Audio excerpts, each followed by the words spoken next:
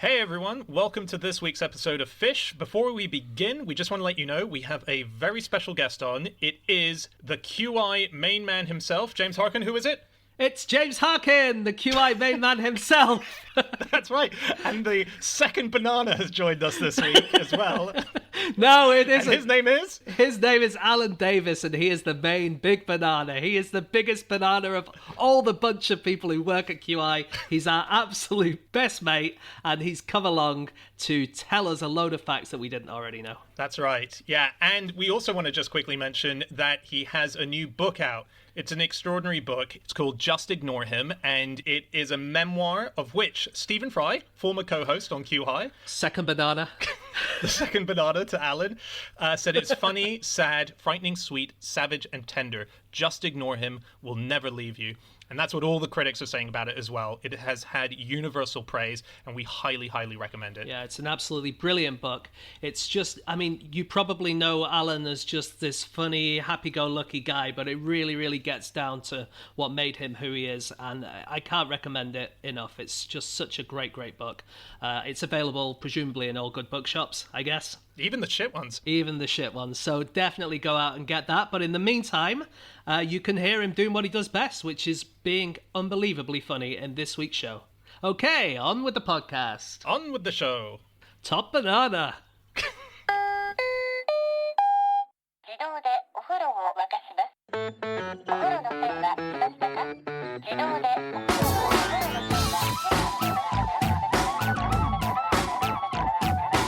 Hello and welcome to another episode of No Such Thing as a Fish, a weekly podcast coming to you from 4 undisclosed locations in the UK.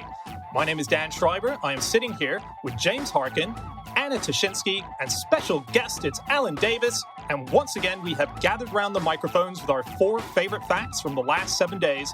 And in no particular order, here we go. Starting with you, Alan. Well, I've found for you from the Lismore Library in Australia an unusual approach. You can borrow a person. The Human Library, it's called. The Human Library was started to create a space, and this is from the founder, Ronnie Abergel. You could walk in, borrow a human being, and talk to them about a very challenging topic. Ideally, we wanted people to talk about issues they normally would not talk about or don't like to talk about. And so you get a human book, and that's a volunteer from a diverse background where they have experiences they're willing to share, and they have titles. The human books have titles like Black Activist or Chronic Depression or Survivor of Trafficking. So, I mean, they're not very funny. No. Is there a comedy section? It doesn't seem to be. It feels like you might have had a really, really bad Edinburgh experience. That would be a good one. I would quite like football hooligan, shoplifter, pervert. They're the really interesting ones. COVID denier.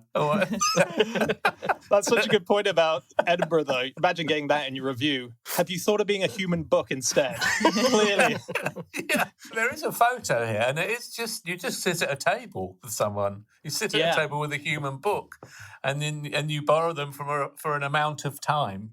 Mm. I mean, I don't know. It reminds me of that Monty Python sketch, where you get an argument. Do you remember that one? Oh, Yes. yeah. What was that? Someone goes in and says, I've come here for an argument, and they go, no, you haven't. Yeah. But I think it must be really, imagine if you're one of these books and, you're there for a few days and no one takes you out. That must be pretty depressing, mustn't it? Yeah. That's a bad stick. They have a thing where, so they all sit in a sort of waiting room, which they call the bookshelf, and they have a matchmaker. So someone says, I want to get a human book out, and the librarian matchmakes you with a type of book. They give you the list. Okay. But here's an interesting thing. While they're waiting to be chosen, it can obviously get a bit boring there. So they can borrow each other out while they're waiting. It's like when the Toy Story toys play with each other.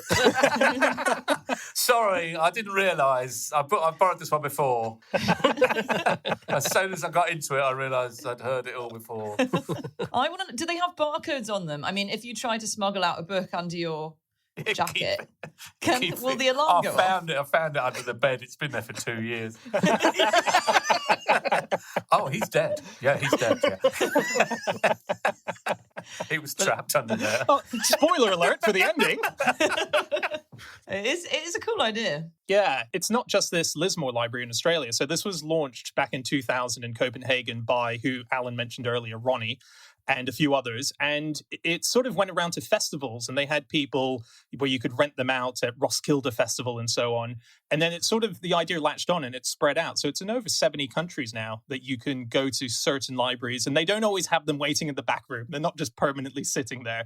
It's sort of like on a Friday between the hours of 9 and 3 or something like that, where you have also, slots. Since COVID, they have started doing it virtually. So you can borrow one.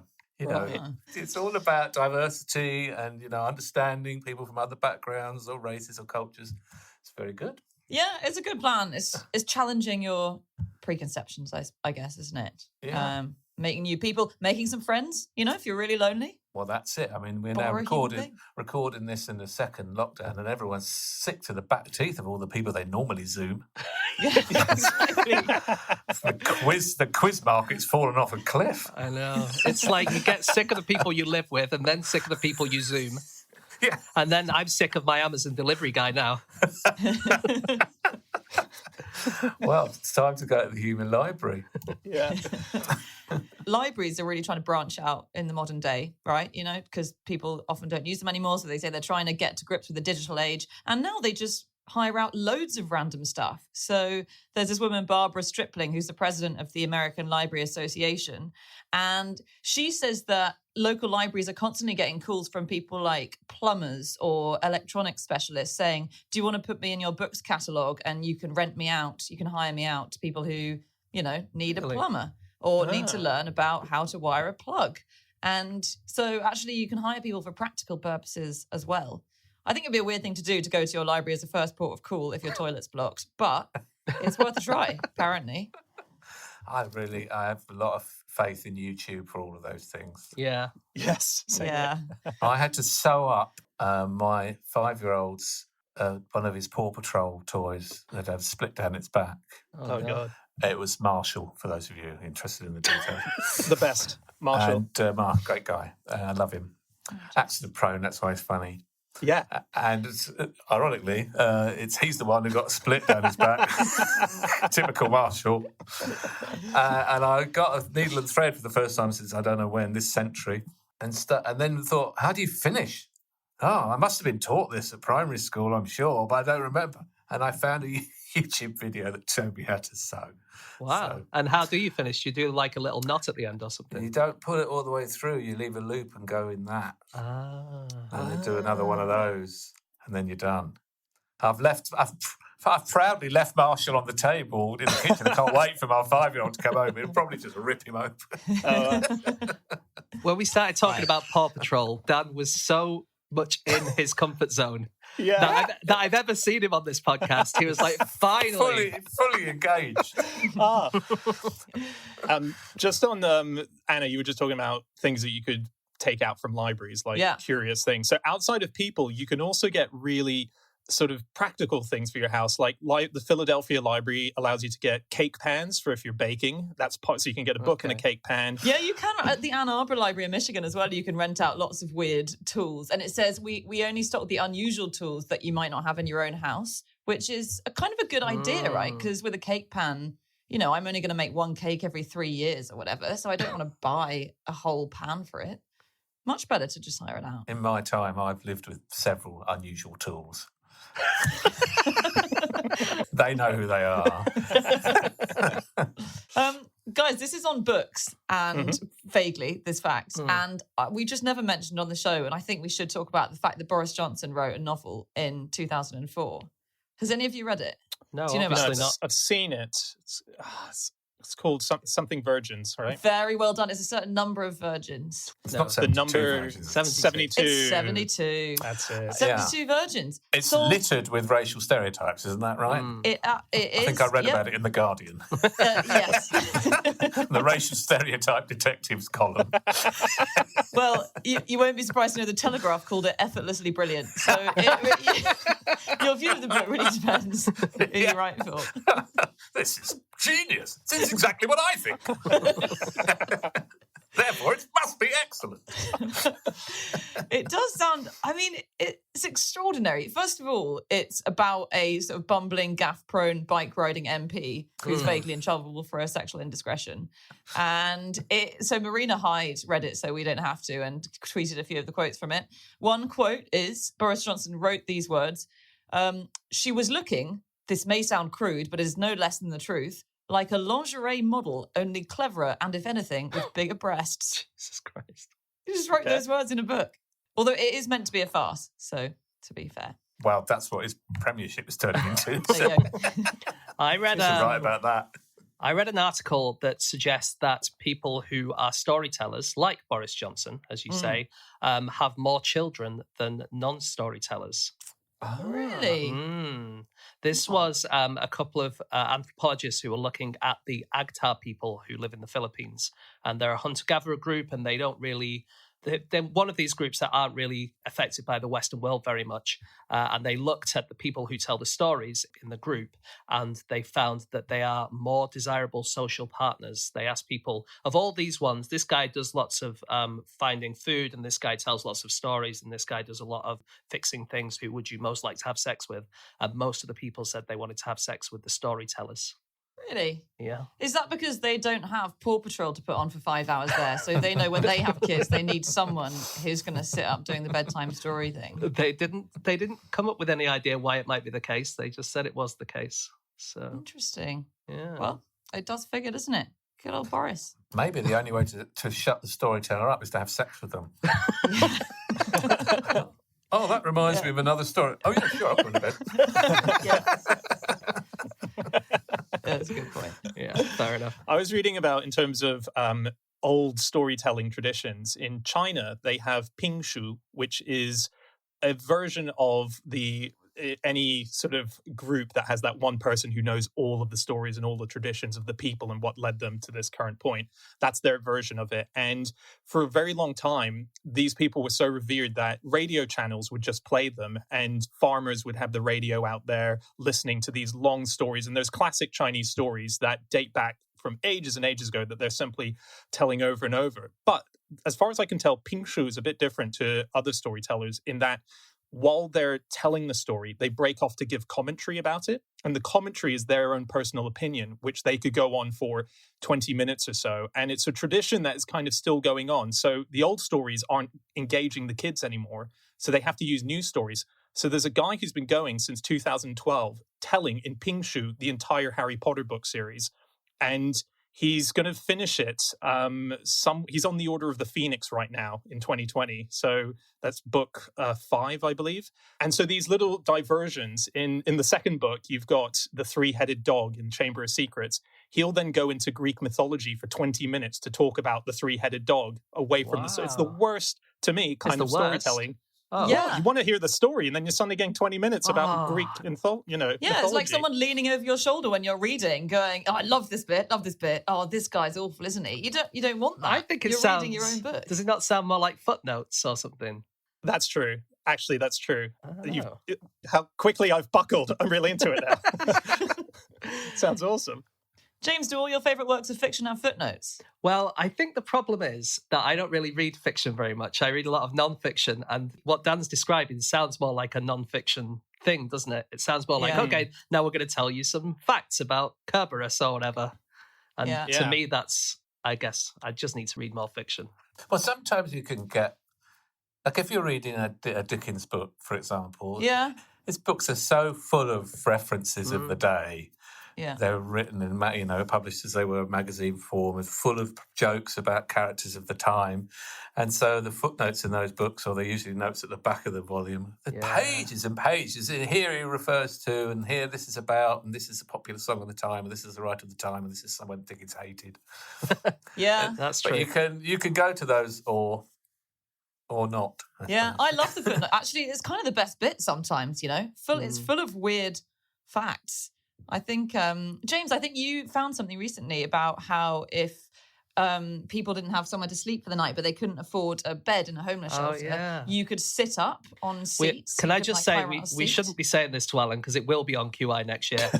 If it wasn't for the fact that I 100% know that he will have forgotten it by the time it goes out, then we shouldn't be saying it. But sorry, what did you say?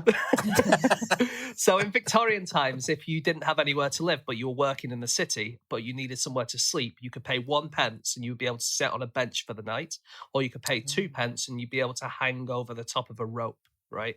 The rope would go underneath your armpits and then you would kind of sleep there. And that is it Dickens, isn't it? Is it in... I remember I read about that in a footnote in one of the Dickenses, yeah. Oh, really? Yeah. One of the Dickenses. So they're good. They're maybe good fiction for you to start with, James, full of footnotes. Or David Foster Wallace, if you want more footnotes than actual fiction. Okay. Any footnotes in the Boris Johnson book? A lot of very arcane references that, you need tons of footnotes for those. It did sell more than the last book we wrote. Just want to make that clear. So who are we to criticise? Wow. You can get Eddie Izzard's written an autobiography, which is great fun, especially if you like Eddie. But he's got lots of footnotes in it. But so in the audiobook that I listen to, he reads the footnotes.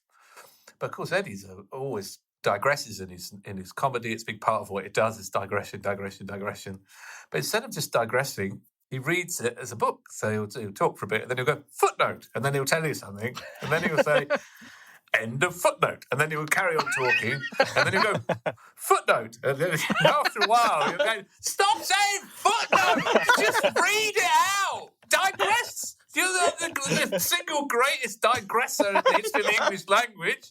And now you're going, end of footnote. I love Eddie dearly, but I could not listen to that.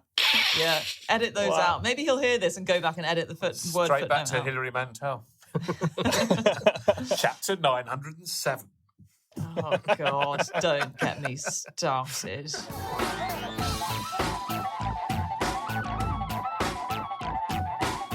Okay, it is time for fact number 2, and that is Anna. My fact this week is that it's illegal in the UK to tickle a trout. Trout tickling. Yeah, what a shame. They don't like it. No, they do like it. That's the problem. So I guess have you guys heard of trout tickling? Are you familiar with the concept? Have you ever tickled trout yourselves? Yeah, we have it in the north. Can I just check that trout's not a euphemism here? I don't want to be kind of uncool and know that you're all talking about the penis. Right, no, it's actually a very good point. If it is a euphemism, then I've misunderstood all of the articles I've read about it. I need to reassess. It's an angling thing that goes back many hundreds of years, and fishermen will talk about it. And it's what you do is you dip your hand. If you're trying to catch a trout without a rod, then you dip your hands in the water. I was actually speaking to someone I know who says he's done it yesterday. Dip your hands in the water, and you sort of want to chase a trout under a rock. They'll hide from you under a rock. Then you go underneath the trout and you pull your hands up gradually until you're touching it. And then you want to touch it at the tail end and then just sort of tickle its little belly, creeping your fingers up in a weird and pervy way until you've tickled it right up to the head. And it makes them go completely motionless. They seem to love it. Or it at least makes them catatonic. Oh, I think I've heard of it. They go into a sort of a trance. Exactly. But that's illegal? It's illegal on because... what grounds?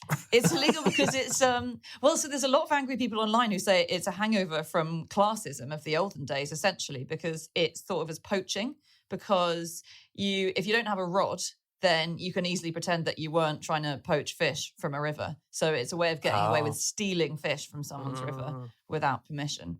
And so it's illegal. You've got to fish with a rod and line or a net. You're allowed to do it if you're on your own property and you have your own river going through your own property. I think you are allowed to do it, right? It's only in public lands. Yeah. Right. I can remember years ago I was on holiday with Bill Bailey in Indonesia, and we were on this river doing some sort of canoeing or rafting or something anyway. It was idyllic. Mountains and trees and tropical foliage everywhere and floating down the river. And I thought, this is perfect. What a paradise. I understand why Bill comes there all the time. It just really takes you away from everything. He'd always say he never got asthma while he was there. There's no pollution, etc., etc. Then we go around a bend in the river and there's a local gentleman with a car battery slung over his shoulder, connected to a metal pole, wading in the river, electrocuting fish. Oh my God. I mean, so they're suddenly completely removed from the ecstasy of communing with nature. The brutal reality kind of adds. The only time I'd ever seen a car battery used like that was in a film about the Krays when they were torturing someone. I mean, it's Wow. it's very resourceful. Yeah. You're going to get more fish that way. Really, really effective. Yeah. Oh, wow. I think they do try to, people who actually have permission to try to kill trout like that, in fact. So I think there are invasive trout in Yellowstone Lake, which are eating up all the trout that are supposed to be there. And they've tried to electrify the whole lake by electrocuting all the eggs, but the water didn't conduct it well enough, apparently, which is weird because water's a good conductor. So you've got to make sure you got the voltage for it. Yeah. And actually what they did, and this is really creepy, is so this is Yellowstone Lake, and the native trout are the cutthroat trout, which is confusing because they're the good guys who are meant to be there. And the invasive trout have come in, they're eating them all up. And so the way eventually researchers have managed to get rid of the invasive trout, one of the ways is they suffocate the invasive ones by dumping loads of dead fish in the water. And then that removes the oxygen stops the oxygen from getting in, and the eggs don't survive. So you see them like tipping all these fish back into the water, sort of suffocated by their own parents. But it's all in honor of saving the cutthroat trout. So it's actually sort of a good thing, depending on which side of that fence you're falling on. The sound of the cutthroat trout. Yeah. How do they survive all the lack of oxygen, though? Or is it? They hang out in slightly different parts of the lake, So you just got to pick your spot. Got it. Right. Trout tickling's mentioned in Shakespeare, isn't it? I reckon if you looked in the footnotes, it would be there. Yes. It's in Twelfth Night when Malvolio walks in, and Malvolio's a bit stupid. Maria says, "Here comes the trout that must be caught with tickling." Don't know if that might be one of Shakespeare's weird, sexy jokes that no one gets, but I don't know. Yeah. Oh, can you imagine the riotous laughter at the Globe? I saw Stephen Fry being Malvolio, and it was genuinely riotous laughter. Really? He's For quite that a line? talented man to do that, Stephen Fry. But Yeah, I don't remember that specific line. This I have to say. I was reading as well about these methods of unconventional fishing, so electrifying and using car batteries in the water to get fish. And one of the ways that a lot of people do it is using dynamite. So dynamite fishing, you pop a bunch of dynamite in, blows up, all the fish raise to the surface, and you collect them. And that's a big problem for a lot of places where there's coral reefs, because they're absolutely decimating all of these coral reefs. And in the Philippines, it's a big problem in particular. So in 2010, a group called the Sea Knights decided to do something about it. Philippines is very, very religious. And so what they did was, where the coral reef was, they dumped at the bottom of the ocean a 14-foot tall statue of the Virgin Mary. So that if anyone came by, they would see the Virgin Mary in the ocean and want to pray to her, as opposed to decimate her with dynamite. So they've gone back in 2018, 8 years later, and it seems to have worked. She's covered in coral. It's growing on her now, and all the coral in the area seems to be vibrant again because no one's blowing it up, and it's bringing a lot of tourists in. So if you want to stop any illegal poaching, just pop a Virgin Mary into your area and you should be fine. Popping a Virgin Mary into your area, again, does sound like a euphemism, but that is ingenious. It's better than popping a Virgin Mary out of your area. Or is it? I don't know. In Scotland, it looks like it's known as guddling. It is. That's what my friend called it yesterday. He does it in the Highlands. Yeah, Guddling. Guddle a trout in Scotland. Ooh, It's you like must be talking about guddling. It's a bit like cuddling, isn't it? Tickling and cuddling and... Touch it into a trance. It's a wonderful skill. Yeah. I read one person who does it who says you need to be very gentle and with a delicate touch, much as though you are caressing your lover. Wow. You then, of course, fry on the barbecue. So After you've gutted them.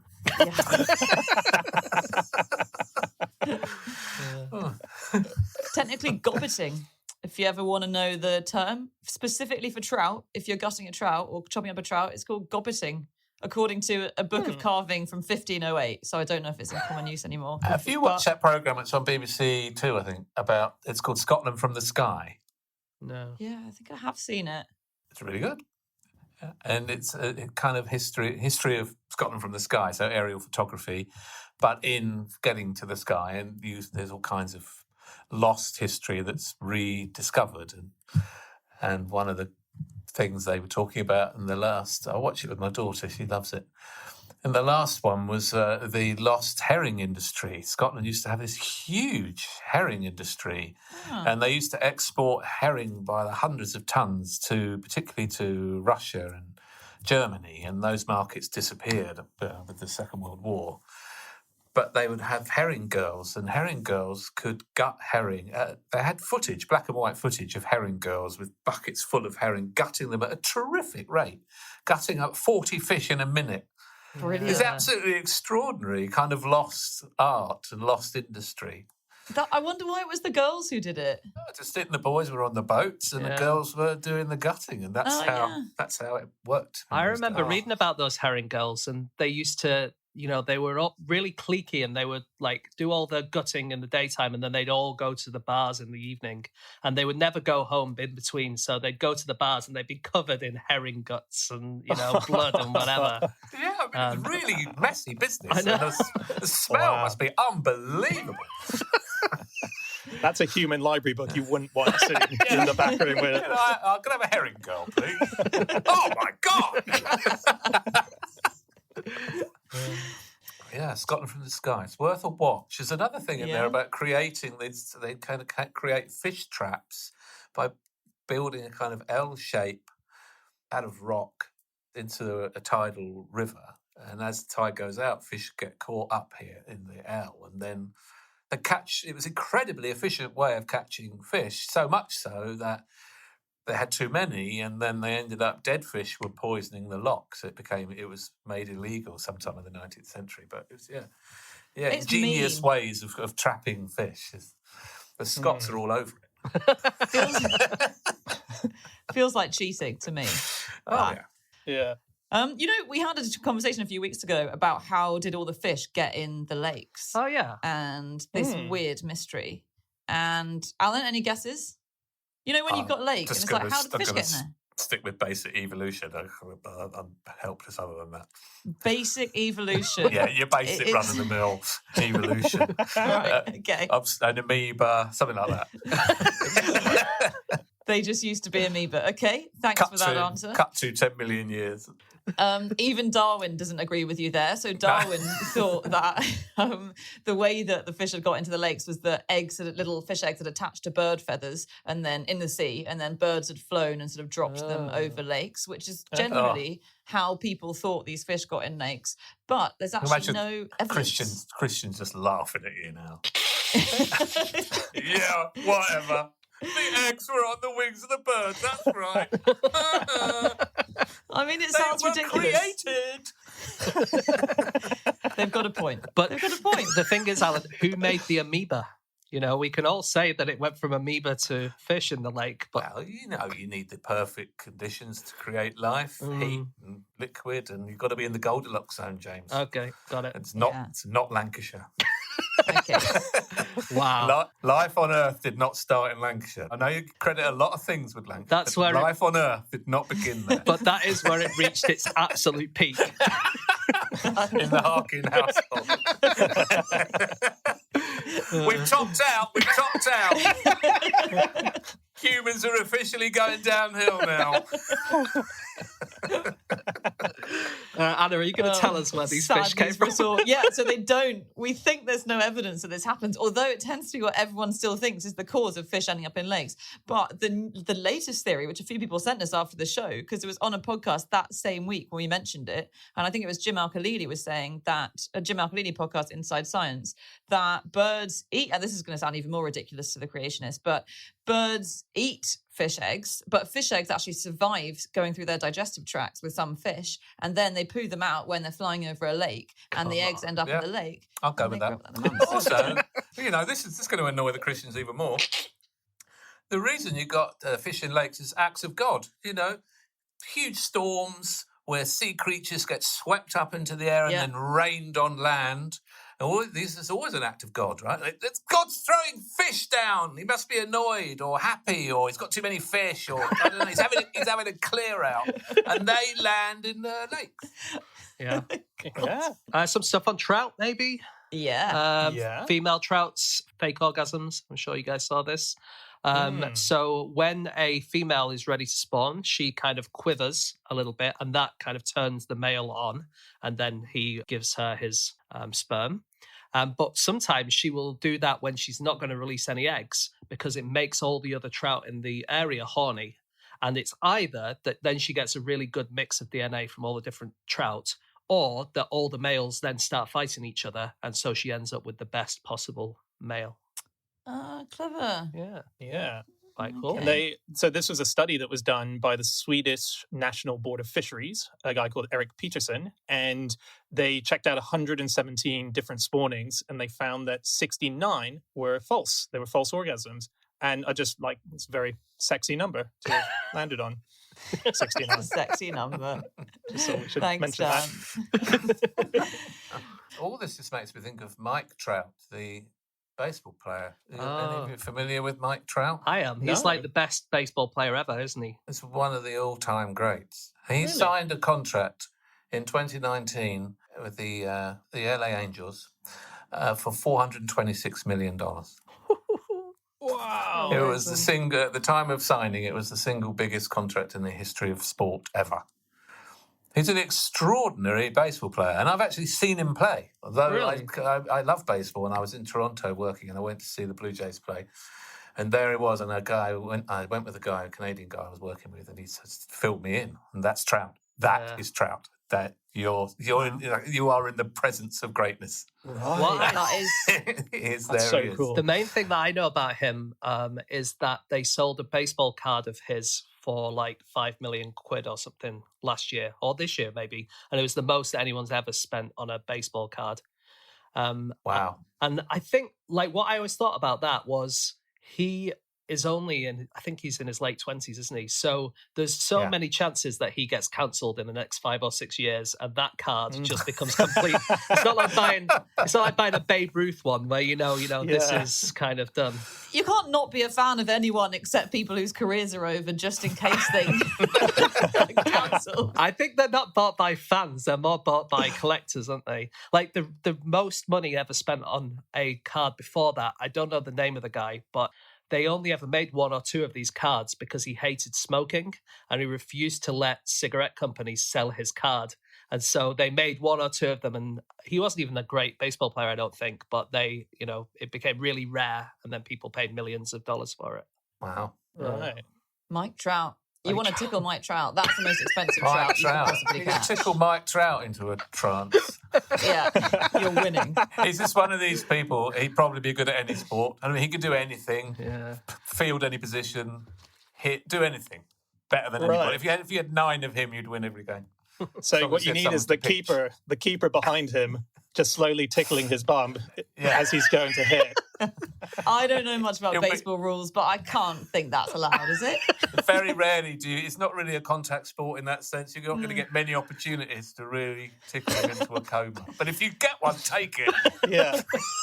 Just one more thing on trout that I really liked is coral trout, which are these beautiful red spotty fish in the west of the Pacific Ocean. And they are doing this really clever thing, which it was previously thought was only possible for great apes and for ravens. Ravens are always super clever. And essentially they recruit other animals to help them hunt. And so they'll chase prey, smaller fish, into crevices, but they are too big and fat to squeeze into the crevices. So they recruit eels and octopuses, because octopuses have tentacles, to get them out for them. And they do that by going up to them and performing this series of signals, which essentially says, hey, can you come on a hunt with me? Wow. And so they do kind of headstands. They'll flip over onto their head and wiggle around, and they'll do specific head shakes, and then they'll lead an eel or an octopus to where they've chased this bit of prey, and they'll point at where they've got to go to get it out. And they're the only animals, aside from apes and ravens, who are known to do referential gestures, as in, when you're pointing at something. And they'll point and they'll say, can you go in there and get some of those fish out? And in return, the eel or the octopus, which puts its arm in there, gets a little bit of the fish catch as well, so they get to share it. That's amazing. I'm even quite impressed by the eel in this situation, because if I point at something to my cat, the cat has no idea what I'm pointing at. She just looks at my finger, right? Yeah. So the fact Good that point. the eel even knows that that's what he's pointing at, I you know should have that got a wasn't pet the eel. headline. Should have got an eel. Should have got an eel. Yeah. They make Spend all great day bags. pointing things out. Look at the rainbows.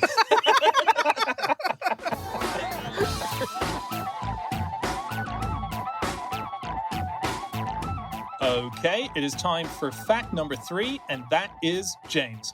Okay, my fact this week is that all of the cheese eaten on Antarctica is past its expiration date.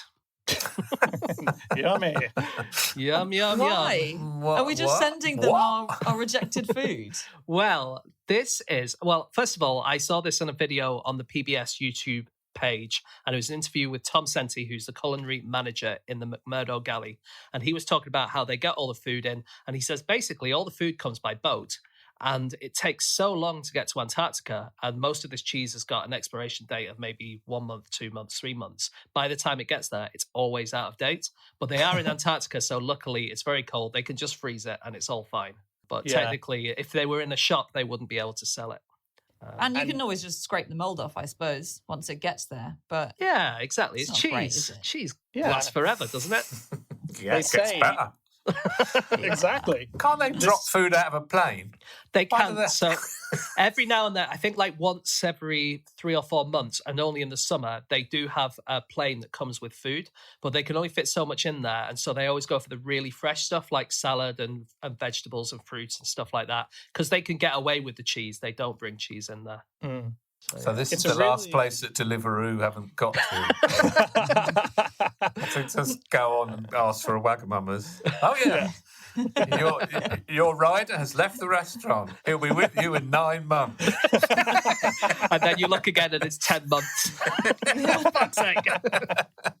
He's nearby. Please go to resuscitate him. He has hypothermia. It's a really amazing video, this video. You get to see, it's a sort of journalist going around and showing you all of the canteens that you meet all of the chefs. And basically, as James says, it's not just the cheese that it's expired. Basically, most of the food has expired and it's all frozen. And they have a phrase there, which is that expiration dates are a suggestion as opposed as a thing that you're meant to take for real.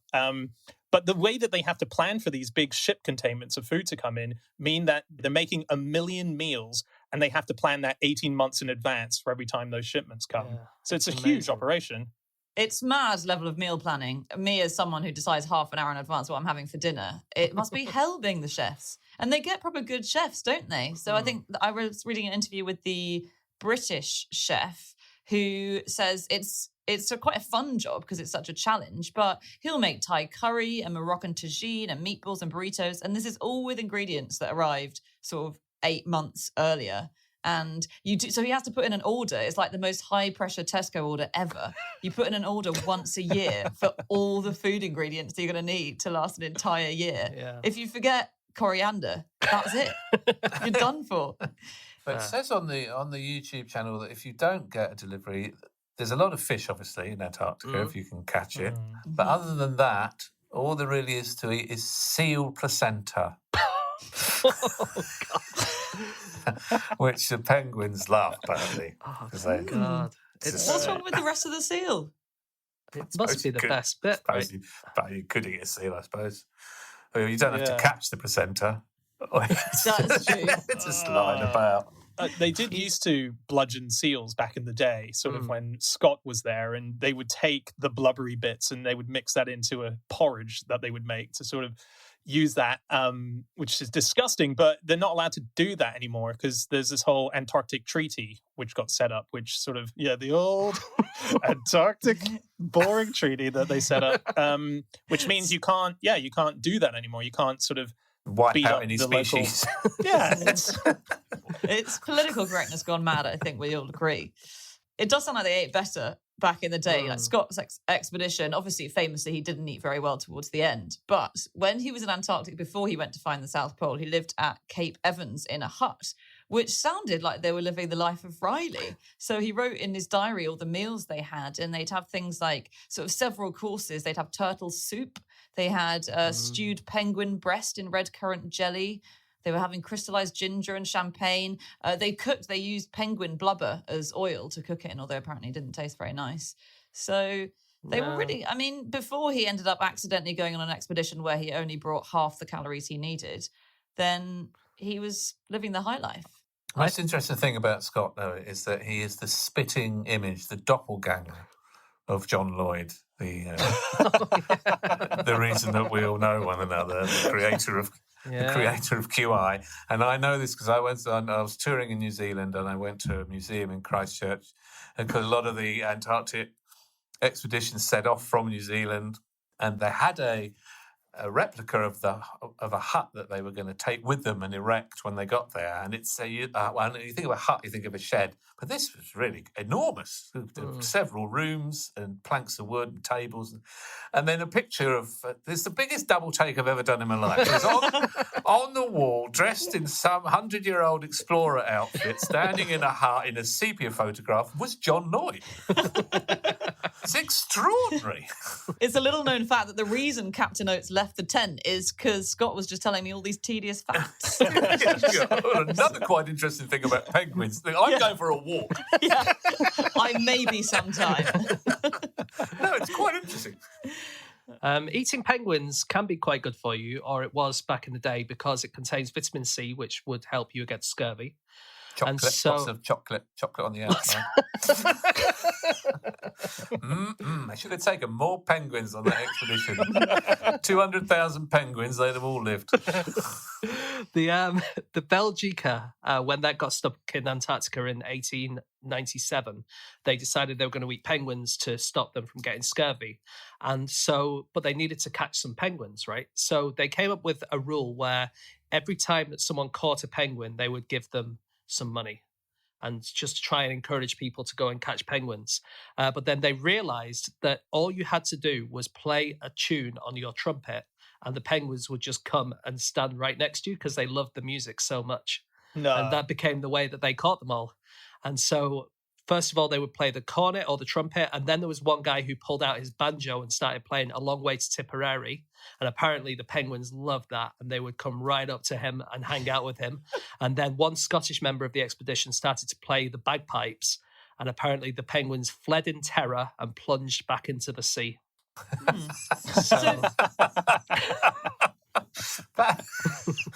I went to the Edinburgh Festival once and stayed in a hotel on Princess Street, and it's pretty busy, Princess Street, as you know.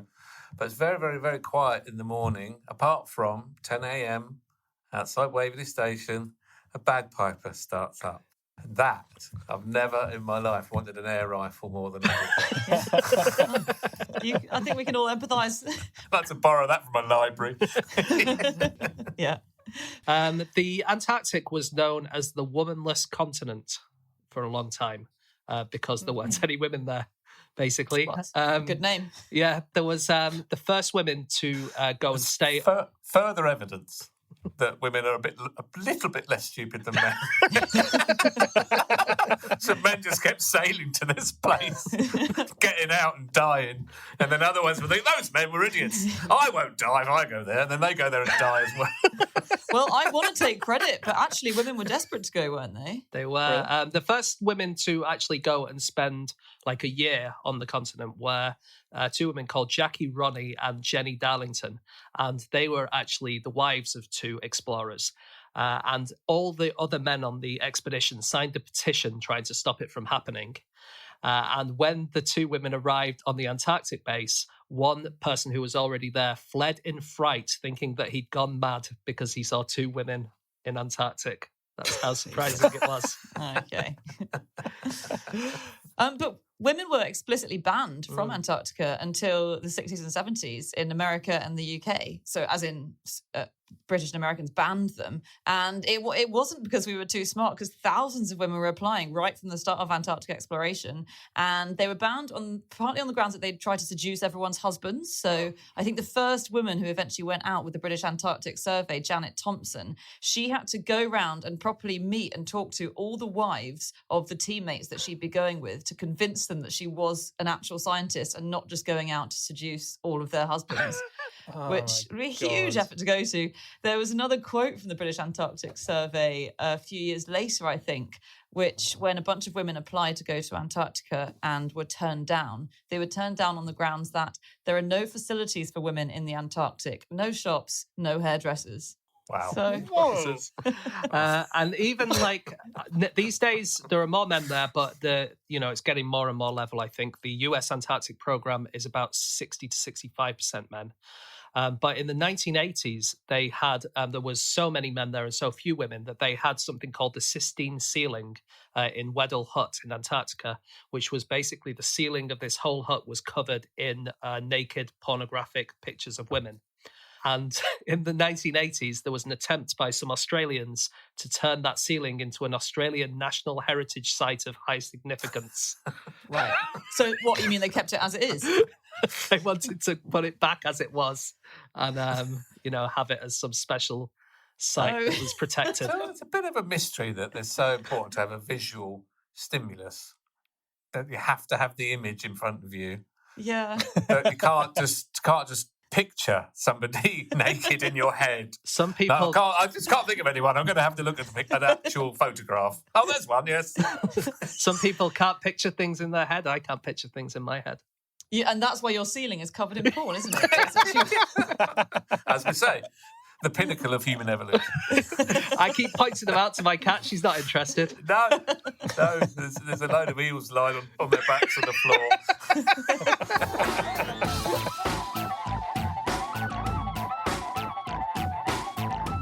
Okay, it is time for our final fact of the show, and that is my fact. My fact this week is that in 1990, a British Airways flight landed with one pilot in the cockpit and the other hanging by his legs outside the front window. It's an extraordinary story. So this was British flight 5390. It left Birmingham and it was heading for Malaga in Spain. And they were just under 15 minutes into their flight. They were cruising at 17,300 feet over Oxfordshire when suddenly there was this huge loud bang in the cockpit. The window on the pilot side, on the left-hand side, suddenly flung away from the plane and exposed the plane to all the air on the outside. And the decompression was so great that the door that blocks off the pilots from the rest of the plane got ripped off its hinges straight into the control panel, as well as the pilot who got ripped out of the window of the plane and only didn't disappear because his legs got caught on the control panel. So he was just being whacked back and forth on the plane on the outside. And the story goes that there was a first officer who came in to see if they needed refreshments, which I don't quite believe. I think when the door's ripped off and the plane is sent into a descent, he comes in anyway. He sees the pilot outside the front window and quickly runs and grabs his legs and has to hold him. And the story ends with them having to make an emergency landing. They spend 22 minutes from the moment that it happens to landing, and they successfully land. And he's alive. It's an extraordinary survival story. But that's the other brilliant bit about this story that I liked was two things. One was that the flight attendants were taking it in turns to hang on to him because it was really exhausting and freezing cold, and the air was thin. But also that they thought he was dead. They thought they were hanging on. They thought they were hanging on to a dead person, and the reason that they kept hanging on was because they were worried that if they let go, he might get sucked into the engine and take the whole plane down, potentially. Oh, my days. So he was unconscious, right? He lost consciousness. So it's only when they landed and they kind of, I don't know how delicately they dragged him back in through the windows, believing as they did that he was dead. Or if at that point they then just dropped him out the window and he landed on the runway, that might have killed him. But to their amazement, he was alive and rushed to hospital. Wow. And that's good. I hope they never told him. I hope he woke up and said, God, thank you so much for saving my life. And they didn't say, no, mate, we were just trying to stop you fucking up the engines. It is extraordinary. Pretty incredible. When the guy, one of the flight attendants got frostbite in his eye. Wow. And suffered PTSD. But there's such a suction that they think that he's the equivalent weight of 500 pounds they were hanging on to. So really terrific feat of endurance and strength to save this guy. Really, it's a bizarre story. What is that? That's about the weight of sort of 4 people, isn't it? Yeah. Wow. Well, or 2 large blokes. It's like 2 Greg Davies. And seeing it all, I mean, it's kind of amazing that the passengers got to see everything. Yeah. I think that's a real perk for the anecdote purposes once you're back on Earth. The fact that the door blew off. Or would you rather not know what was happening, maybe? Certainly at the time, you'd rather think everything was fine and dandy, but... Yeah, then you get 2 weeks in Southampton. What I find amazing is that in 2018, this happened again. So there was a Sichuan Airlines plane going to Tibet, and there was, again, the windscreen went, and the pilot got sucked out. And the co-pilot said, I looked over to my side and half of my co-pilot's body was hanging out of the window. Fortunately, he was wearing a seatbelt. So they only got halfway out and they managed to pull him back in. But apparently it's a thing that happens. That is an advert for seatbelts if you ever really one. don't ever take your seatbelt off in a plane. That really, because if something does go wrong, it's not by chance. So we'll probably be all right anyway. No, you'll definitely go out of a window. It's nothing going to save you. We should say, so the reason that this happened was because the windscreen itself had been refitted to the plane the night before and the wrong bolts had been used to secure it. So they were 0.5 millimeter too small. And so it just couldn't handle the intense air pressure once it was up there. And that's why it blew out. So since then, they've changed it so that they've stopped bolting them out, from the outside. They now do it from the inside, which it just apparently is a bit more helpful. And they make sure to use the proper bolts. This is just for anyone who's currently on a plane listening to us. It's not going to happen again. Don't worry. Okay, good to know they're making sure to use the proper bolts. How reassuring. It's amazing the stuff that can go wrong. There was this 1983 Air Canada flight where the pilots had to check so you check the fuel levels before you take off, so you know how much fuel to put in the tank for your journey. And they were a bit understaffed, so the pilots had to do the checking themselves, and they did it. Their electronic system was broken, so they had to use a dipstick. So they just dipped the dipstick into the fuel tank, pulled it out. You've got to figure out the volume from that. And then from that, they have to do the calculations to figure out the mass of fuel so they know how much to add. And to add an extra complication, they just switched to the metric system, which confused them. So they used the wrong calculation. They used a calculation as if they were converting to pounds rather than kilos, which, given that 2.2 pounds is 1 kilogram, meant they ended up with just under half the amount of fuel they needed. And because their systems were broken, they didn't get a warning until the plane engine just completely cut off. And they started plummeting out of the sky. And fortunately, the captain was an experienced glider pilot, which always comes in handy. And so he glid them down just about to safety, although he did break the nose off the plane. But it's quite confusing. Was that pilot a hero or was he a moron? I mean, he did cock up the calculations. Yeah. It's interesting, isn't it, that planes, they can glide down, can't they? Really, in theory, an aeroplane is designed so that even if both of the engines go, it can glide for quite a long time. And actually, the chance of surviving depends on how high you are, because obviously the higher you are, the further you can get and the easier it is to get to an actual airport. And apparently, I was talking to my wife about this, who is a helicopter pilot, as you guys know, and I was asking her, like, if we were flying in a helicopter and she collapsed, would I be able to land the helicopter?